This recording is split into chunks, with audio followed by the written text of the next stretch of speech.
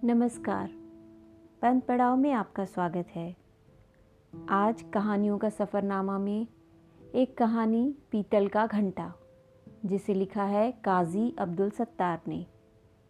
तो आइए शुरू करते हैं। 8वीं मर्तबा हम सब मुसाफिरों ने लारी को धक्का दिया और ढकेलते हुए खासी दूर तक चले गए, लेकिन इंजन गुनगुनाया तक नहीं। ड्राइवर गर्दन हिलाता हुआ उतर पड़ा।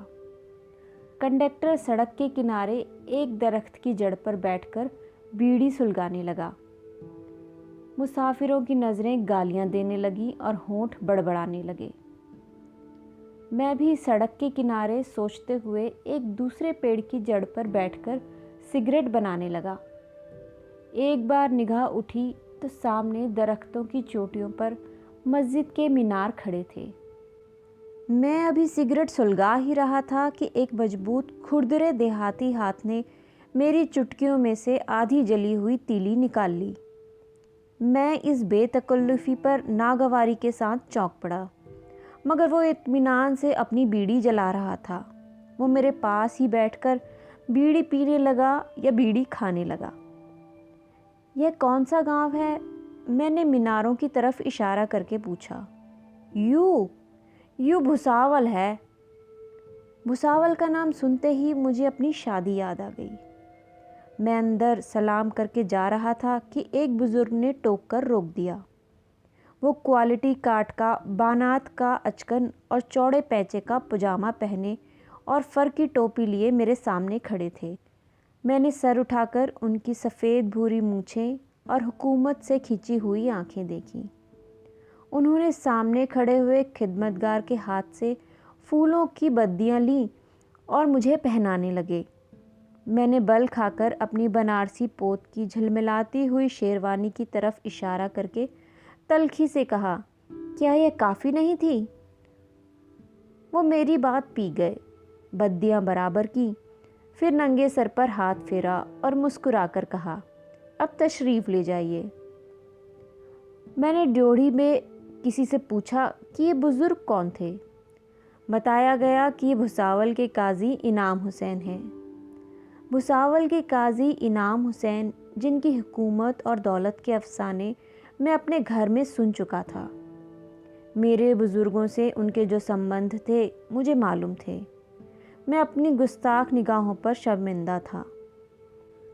मैंने अंदर से आकर कई बार मौका ढूंढकर उनकी छोटी मोटी खिदमतें अंजाम दी। जब मैं चलने लगा तो उन्होंने मेरे कंधे पर हाथ रखकर मुझे भुसावल आने की दावत दी और कहा कि इस रिश्ते से तो पहले भी तुम मेरे बहुत कुछ थे, लेकिन अब तो दामाद हो गए हो। इस किस्म के रस्मी जुमले सभी कहते हैं, लेकिन उस वक्त उनके लहजे में खुलूस की ऐसी गर्मी थी कि किसी ने ये जुमले मेरे दिल पर लिख दिए। मैं थोड़ी देर खड़ा बिगड़ी हुई बस को देखता रहा और फिर अपना बैग झुलाता हुआ जूते हुए खेतों में इठलाती हुई चिकनी पगडंडी पर चलने लगा। सामने वो शानदार मस्जिद खड़ी थी जिसे काजी इनाम हुसैन ने अपनी जवानी में बनवाया था। मस्जिद के सामने मैदान में दोनों तरफ टूटे फूटे मकानों का सिलसिला था, जिनमें शायद कभी भुसावल के जानवर रहते होंगे। ड्योढ़ी के बिल्कुल सामने 2 ऊंचे आम के दरख्त ट्रैफिक के सिपाहियों की तरह छतरी लगाए खड़े थे। उनके तने जल गए थे, जगह जगह मिट्टी भरी थी। ड्योढ़ी के दोनों तरफ इमारतों की बजाय इमारतों का मलबा पड़ा था। दिन के 3 बजे होंगे। वहाँ उस वक्त न कोई आदमी था न आदमजात कि ड्योढ़ी से काजी साहब निकले। लंबे कद के झुके हुए काजी साहब डोरिये की कमीज़, मैला पाजामा और मोटर टायर के तलों का पुराना पंप शू पहने हुए माथे पर हथेली का छज्जा बनाए मुझे घूर रहे थे। मैंने सलाम किया। जवाब देने की बजाय वो मेरे करीब आए और जैसे एकदम खिल गए। मेरे हाथ से मेरा बैग छीन लिया और मेरा हाथ पकड़े हुए ड्योढ़ी में घुस गए। हम उस चक्करदार अंधेरी ड्योढ़ी से गुजर रहे थे, जिसकी अंधी छत की कमान की तरह झुकी हुई धुन्नियों को धुने हुए बदसूरत शहतीर रोके हुए थे। वो ड्योढ़ी से ही चिल्लाए, अरे सुनती हो, देखो तो कौन आया है। मैंने कहा, अगर संदूक वंदूक खोले बैठी हो तो बंद कर लो जल्दी से। लेकिन दादी तो सामने ही खड़ी थी, धुले हुए घड़ों की घिणोची के पास। दादा उनको देखकर सिटपिटा गए। वो भी शर्मिंदा सी खड़ी थी। फिर उन्होंने लपक कर अलगनी पर पड़ी मार्किन की घर की धुली चादर घसीट ली और दुपट्टे की तरह ओढ़ ली। चादर के एक सिरे को इतना लंबा कर दिया कि कुर्ते के दामन में लगा दूसरे कपड़े का चमकता पैबंद छिप जाए। इस एहतमाद के बाद वो मेरे पास आई, कांपते हाथों से बलाएं ली, सुख और दुख की गंगा जमनी आवाज़ों में दुआएं दी।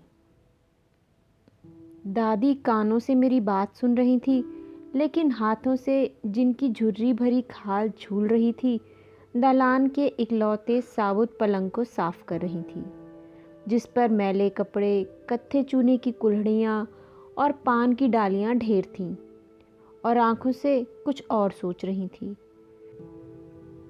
मुझे पलंग पर बैठाकर दूसरे झंगला पलंग के नीचे से वो पंखा उठा लाईं, जिसके चारों तरफ काले कपड़े की गोट लगी थी, और खड़ी हुई उस वक्त तक झलती रही जब तक मैंने छीन न लिया। फिर वो बावर्ची खाने चली गई। वो एक 3 कमरों का दालान था। बीच में मिट्टी का चूल्हा बना था। एल्यूमिनियम की चंद मैली पतीलियाँ, कुछ पीपे, कुछ डब्बे, कुछ शीशी बोतलें और 2-4 इसी किस्म की छोटी मोटी चीज़ों के अलावा वहाँ कुछ भी न था। वो मेरी तरफ पीठ किए चूल्हे के सामने बैठी थी। दादा ने कोने में खड़े हुए पुराने हुक्के से बेरंग चिलम उतारी और बावर्ची खाने में घुस गए। मैं उन दोनों की घुन-घुन करती सरगोशियाँ सुनता रहा। दादा कई बार जल्दी जल्दी बाहर आए और गए। मैंने अपनी शेरवानी उतारी और इधर उधर देखकर 6 दरवाज़ों वाले कमरे के किवाड़ पर टांग दी। नक्शीन किवाड़ों को दीमक चाट गई थी। एक जगह लोहे की पत्ती लगी थी, लेकिन बीचों बीच गोल दायरे में हाथी दांत का काम कत्थे और तेल के धब्बों में जगमगा रहा था। बैग खोलकर मैंने चप्पल निकाले, और जब तक मैं दौड़ूं दादा घिणोची पर से घड़ा उठाकर उसे लंबे चौड़े कमरे में रख आए, जिसमें एक भी किवाड़ ना था, सिर्फ घेरे लगे खड़े थे। मैं जब नहाने गया तो दादा एल्युमिनियम का एक लोटा मेरे हाथ में पकड़ाकर मुलजिम की तरह बोले, बेटा इत्मीनान से नहाओ, इधर कोई नहीं आएगा। पर्दे तो मैं डाल दूं, लेकिन अंधेरा होते ही चमगादड़ें घुस आएंगी और तुमको दिख करेंगी।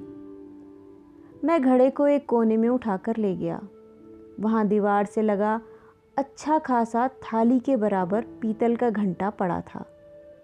मैंने झुककर देखा। घंटे के पेट में मुगरियों की मार से दाग पड़ गए थे। 2 अंगुल का हाशिया छोड़कर जो सुराख था, उसमें सूत की काली रस्सी पड़ी थी। उसी सुराख के बराबर एक बड़ा सा चांद था। उसके ऊपर 7 पहलू का सितारा था। मैंने तौलिए के कोने से झाड़ कर देखा तो वो चांद तारा भुसावल स्टेट का मोनोग्राम था। अरबी लिपि में काजी इनाम हुसैन ऑफ भुसावल स्टेट अवध खुदा हुआ था। यही वह घंटा था जो भुसावल की ड्योढ़ी पर ऐलान रियासत के तौर पर तकरीबन 1 सदी से बजता आ रहा था। मैंने उसे रोशनी में देखने के लिए उठाना चाहा, लेकिन एक हाथ से ना उठा सका। दोनों हाथों से उठाकर देखता रहा। मैं देर तक नहाता रहा। जब बाहर निकला तो आंगन में काजी इनाम हुसैन पलंग बिछा रहे थे। काजी इनाम हुसैन जिनकी गद्दी नशीनी हुई थी, जिनके लिए बंदूकों का लाइसेंस लेना ज़रूरी नहीं था, जिन्हें हर अदालत तलब नहीं कर सकती थी, दोनों हाथों में खिदमतगारों की तरह तबाक उठाए हुए आए, जिसमें अलग अलग रंगों की 2 प्यालियाँ लबसाज लबबंद चाय से लबरेज रखी थी। एक बड़ी सी प्लेट में 2 उबले हुए अंडे काटकर फैला दिए गए थे। शुरू अक्टूबर की खुशगवार हवा के रेशमी झोंकों में हम लोग बैठे नमक पड़ी चाय की चुस्कियाँ ले रहे थे कि दरवाजे पर किसी बूढ़ी आवाज़ ने हाँक लगाई, मालिक। कौन? मेहतर है आपका, शाहजी को बुलाए लाए हैं। दादा ने घबराकर एहतियात से अपनी प्याली तबाक में रखी और जूते पहनते हुए बाहर चले गए। अपने भले दिनों में इस तरह शायद वो कमिश्नर के आने की खबर सुनकर भी ना निकलते। मैं एक लंबी टहल लगाकर जब वापस आया तो ड्योढ़ी में मिट्टी के तेल की डिबिया जल रही थी। दादा बावर्ची खाने में बैठे चूल्हे की रोशनी में लालटेन की चिमनी जोड़ रहे थे। मैं ड्योढ़ी से डिबिया उठा लाया और इसरार करके उनसे चिमनी लेकर जोड़ने लगा। हाथ भर लंबी लालटेन की तेज़ गुलाबी रोशनी में हम लोग देर तक बैठे बातें करते रहे। दादा मेरे बुज़ुर्गों से अपने ताल्लुकात बताते रहे, अपनी जवानी के किस्से सुनाते रहे। कोई आधी रात के करीब दादी ने ज़मीन पर चटाई बिछाई और दस्तरख्वान लगाया। बहुत सी अनमेल बेजोड़ असली चीनी की प्लेटों में बहुत सी किस्मों का खाना चुना। शायद मैंने आज तक इतना नफीस खाना नहीं खाया। सुबह मैं देर से उठा। यहाँ से वहाँ तक पलंग पर नाश्ता चुना हुआ था। देखते ही मैं समझ गया कि दादी ने रात भर नाश्ता पकाया है। जब मैं अपना जूता पहनने लगा तो रात की तरह उस वक्त भी दादी ने मुझे आंसू भरी आवाज़ में रोका। मैं माफ़ी मांगता रहा। दादी खामोश खड़ी रही। जब मैं शेरवानी पहन चुका दरवाजे पर इक्का आ गया। तब दादी ने कांपते हाथों से मेरे बाजू पे इनाम जामिन बांधा। उनके चेहरे पर चूना पुता हुआ था। आंखें आंसुओं से छलक रही थीं। उन्होंने रुंधी आवाज़ में कहा, ये 51 रुपये तुम्हारी मिठाई के हैं और 10 किराए के। अरे अरे दादी, यह आप क्या कर रही हैं? अपनी जेब में जाते हुए रुपयों को मैंने पकड़ लिया। चुप रहो तुम। तुम्हारी दादी से अच्छे तो कुंजड़े कसाई हैं, जो किसी का हक होता है वो दे तो देते हैं। गज़ब खुदा का। तुम ज़िंदगी में पहली बार मेरे घर आओ और मैं तुम्हें जोड़ों के नाम पर एक चिट भी ना दे सकूं। मैं भैया, तेरी दादी तो फ़कीरन हो गई, भिकारन हो गई। मालूम नहीं कहाँ कहाँ का ज़ख्म खुल गया। वो धारों धार रो रही थी। दादा मेरी तरफ पुश्त किए खड़े थे और जल्दी जल्दी हुक्का पी रहे थे। मुझे रुखसत करने दादी ड्योढ़ी तक आईं, लेकिन मुंह से कुछ न बोली। मेरी पीठ पर हाथ रखकर और गर्दन हिलाकर रुखसत कर दिया। दादा, काजी इनाम हुसैन, तालुकेदार भुसावल, थोड़ी देर मेरे इक्के के साथ चलते रहे, लेकिन न मुझसे निगाह मिलाई न मुझे खुदा हाफिज़ कहा। एक बार निगाह उठाकर देखा और मेरे सलाम के जवाब में गर्दन हिला दी। सिंधौली, जहाँ से सीतापुर के लिए मुझे बस मिलती, अभी दूर था। मैं अपने ख्यालों में डूबा हुआ था कि मेरे इक्के को सड़क पर खड़ी एक सवारी ने रोक लिया। जब मैं होश में आया तो मेरा इक्के वाला हाथ जोड़कर मुझसे कह रहा था, मियाँ, ई साहब जी भुसावल के साहूकार हैं। इनके इक्के का बम टूट गया है, आप बुरा ना मानो तो ई बैठ जाएं। मेरी इजाज़त पाकर उसने शाहजी को आवाज़ दी। शाहजी रेशमी कुर्ता और महीन धोती पहने आए और मेरे बराबर बैठ गए और इक्के वाले ने मेरे और उनके सामने पीतल का घंटा दोनों हाथों से उठाकर रख दिया। घंटे की पेट में मुंगरी का चोट का दाग बना था। 2 अंगुल के हाशिए पर सुराख में सूत की रस्सी पड़ी थी। उसके सामने काजी इनाम हुसैन ऑफ भुसावल स्टेट अवध का चांद और सितारे का मोनोग्राम बना हुआ था। मैं उसे देख रहा था और शाहजी मुझे देख रहे थे और इक्के वाला हम दोनों को देख रहा था। इक्के वाले से रहा नहीं गया, उसने पूछ ही लिया, का शाहजी, घंटा भी खरीद लायो? हाँ, कल शाम का। मालूम नहीं का बखत पड़ा है मियाँ पर कि घंटा दे दीन बुलाई के। ई घंटे का अब तक कलेजे से लगाए रखे रहे। हाँ, बखत बखत की बात है शाहजी, ना ही तो ई घंटा ए घोड़े की दुम, रास्ता देख के चल। यह कहकर उसने चाबुक झाड़ा। मैं मियाँ का बुरा वक्त चोरों की तरह बैठा हुआ था। मुझे मालूम हुआ कि यह चाबुक घोड़े की नहीं, मेरी पीठ पर पड़ा है। तो ये थी कहानी पीतल का घंटा। उम्मीद है आपको पसंद आई होगी।